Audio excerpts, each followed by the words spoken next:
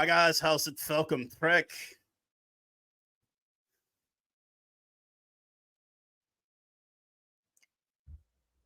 A Springbok victory once again. There's so much to unpack about this one. Obviously, not a perfect game by any means, but definitely one not mired in the same amount of controversy as we had last week.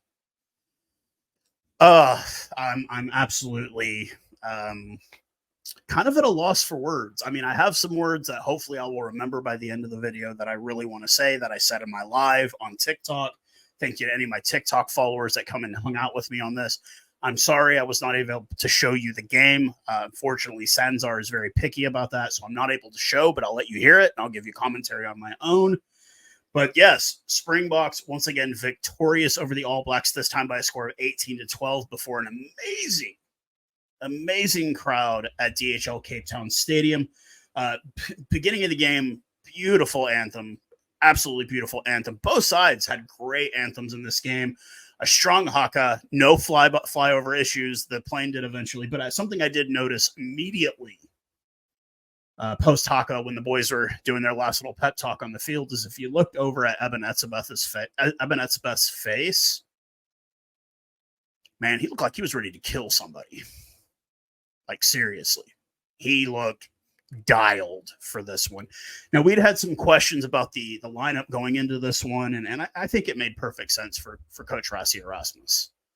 So we'll go ahead and get it started. Man, multiple scrums early. The All Blacks, they were contesting every line out, which I liked. The All Blacks came out firing. They came out like they did in the second game against Argentina or the second game of every game after they lose. They come out firing. And a lot of back and forth, some good runs, some great defense for the first 14, 15 minutes of this. Unfortunately, Jasper Visa, hothead Visa, as I used to call him, getting a hothead. He does an early tackle on Radama and tries to draw the yellow card at the 14th minute. DMAC does elect to kick. It is 3-0, 14 minutes into this. 2 minutes later, I believe it is Radama that kicks, or it might have been Jordy Barrett that kicked a box kick. Vili goes to come up and gets his feet taken out from under him by Sevu Reece. So it is a yellow card to Reece. We don't really do anything with it at that point, but at the 22nd minute, a penalty on Savea for an off-the-ball tackle. We do a line out. We kick to touch. It was a bit of a gamble. We could have gone for the 3, but we didn't. And it ends up leading after multiple phases to a Bok penalty pretty much on the line, knocking on the door of the try line there. 6 minutes later, Williams doesn't roll away. Another penalty. DMAC kicks from about 45 meters off to the right. He does nail it. It is 6-0 at the 28th minute. 2 minutes later, Savea not releasing the ball in a ruck. Andre elects to kick it a 6-3 at the 34th minute. And after the siren goes off, Rowan Lorke with an offside penalty. DMAC does elect to kick, and it is 9-3 at this point, going into the sheds at halftime. And I kind of already knew what was going to happen. I knew if the All Blacks were going to run the score up, they were going to have to do it with their starting 15. I knew at 9-3, we had survived the onslaught. 42nd minute, a penalty for not rolling away on the box. It's from midfield. DMAC elects to kick, and he goes off to the left. So he's 3 of 4 kicking. The score remains 9-3.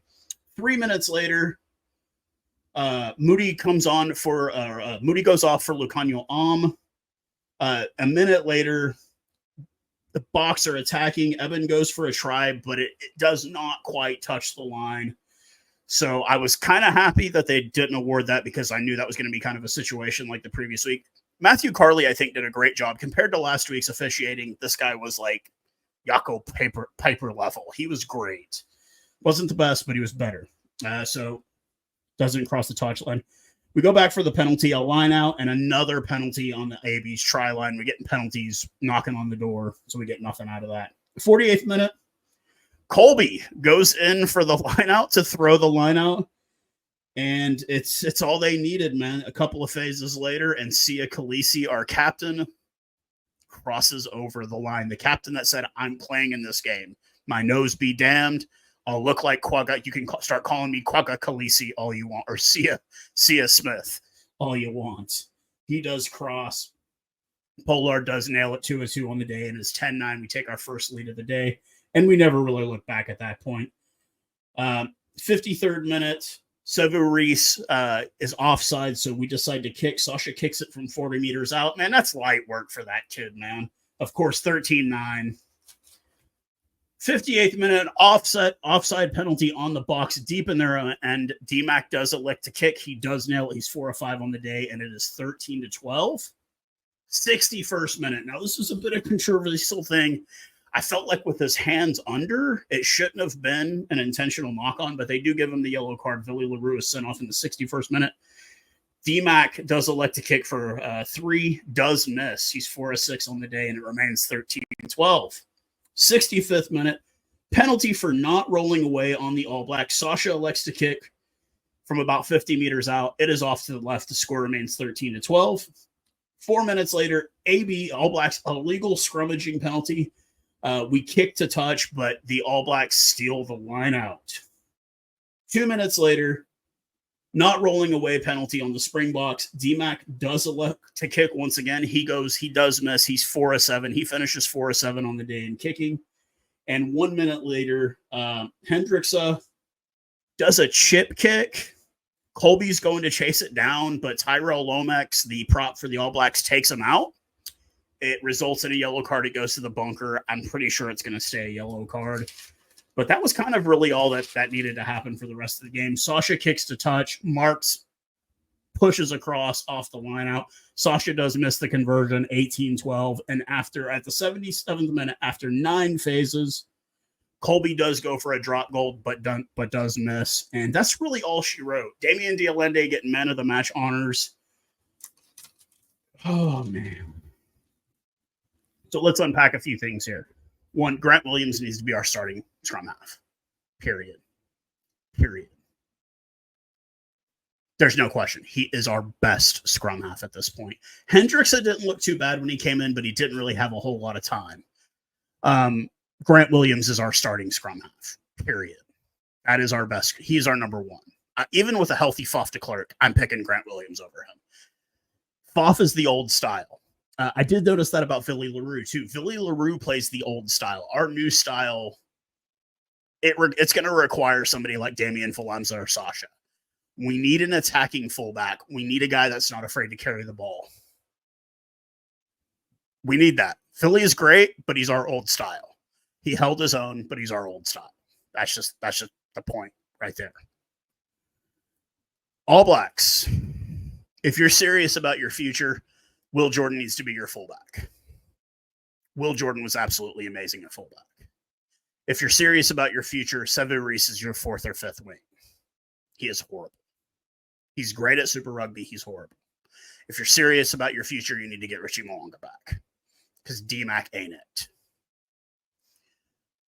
I did like the fact that Bowden Barrett came off the bench. Was he an impact player? Yes, but by that time, the game was already over.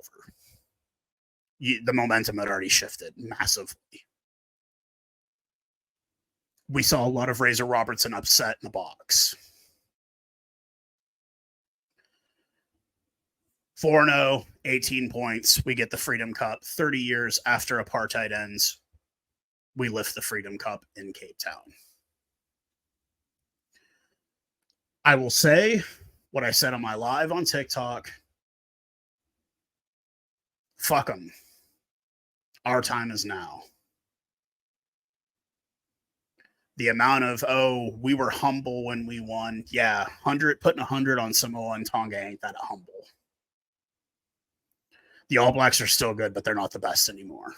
Razor Robertson has quite a mountain of work ahead of him if he wants to have a chance to do this and do it well. There are a lot of questions that need to be answered in the next 3 weeks.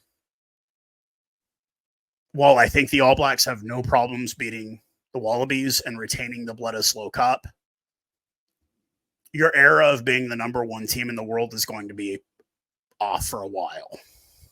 It is what it is. Razor needs time to rebuild. Do I think it's hopeless? No, I don't. Don't take it as it being hopeless. But right now, It's the Springboks time. It's our time. It's our time. And we need to grab it by both hands and enjoy our time. Because the amount of time that the All Blacks had their time, we're not even close to. It's a huge, it's basically Mount Everest, and we're on Guadalupe Peak. You guys don't know what that is. That's the tallest mountain in Texas. It's not very tall. It's like Kansas. There's not any mountains in Kansas. But this is our time now. This is our time now. And we need to do it right. And I think we're moving in the right direction. Captain Sia Khaleesi, busted nose, doesn't care he's playing. Kanan Moody, his return. He didn't look too bad. Had a couple of opportunities. But the time when the All Blacks run the score up in the last 20 minutes is over. Their bench just can't do it. They just can't do it. Cody Taylor having to play 70 plus. You don't even want to use your backup hooker. All Blacks need some depth, and it's going to take time to build that depth. It doesn't come overnight. Will the All Blacks return to a powerful position? Of course they will. It's the All Blacks. But right now it's our time. It's the Springboks time. It's our time to shine, and that's what we're going to do. So you guys leave any additional comments in the comments section about this. Obviously, I'm extremely happy. We need 2 more games. We've got Argentina next, and then we got them at Mumbai. Let's go out and close out this rugby championship properly. Let's go 6-0 in the tournament. Let's retain. Let's put some distance between us and Ireland and us and New Zealand. This is our time. Our time is now, Springboks. Our time is now.